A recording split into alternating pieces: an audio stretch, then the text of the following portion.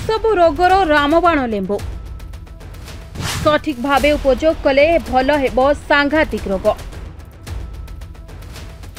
कर्कट रोग आरंभ करी व्रण ओजन ह्रास करे लेंबु पानी।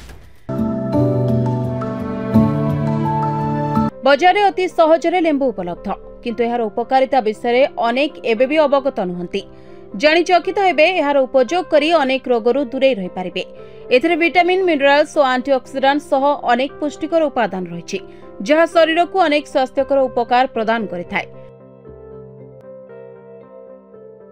विटामिन एक चमत्कारी उत्स होछि लेंबु जहा शरीर रोग प्रतिरोधी शक्ति प्रणाली को संतुलित रखिबारे सहायक होइथाय। यह शरीर रे संक्रमण को रोकिबारे सहायक होइथाय। लेंबु रे फ्लावोनॉइड और लेमोनॉइड भली एंटीऑक्सीडेंट रहिछि जहा शरीर रे ऑक्सीडेटिव चाप को ह्रास करिबारे सहायक होइथाय। खाली सेतिक नुहे क्रोनिक रोग आशंका कम कराय लेंबु। लेंबु हजमकारी हार्मोन क्षरण वृद्धि करिबारे सहायक होइथाय। एहा आखि समस्या और देहफुला लक्षण को मध्य दूरेई दिए। लेंबु हजमकारी हार्मोन क्षरण वृद्धि करिबारे सहायक होइथाय।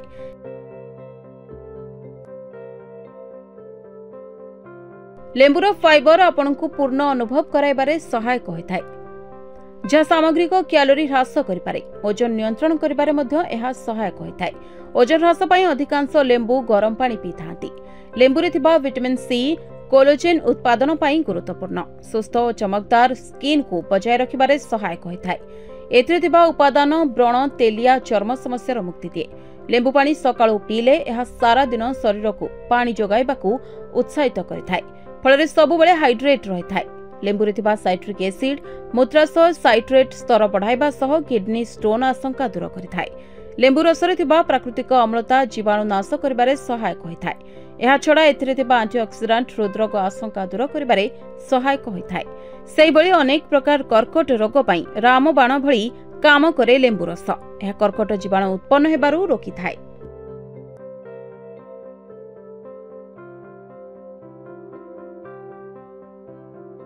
ब्यूरो रिपोर्ट तदंत न्यूज।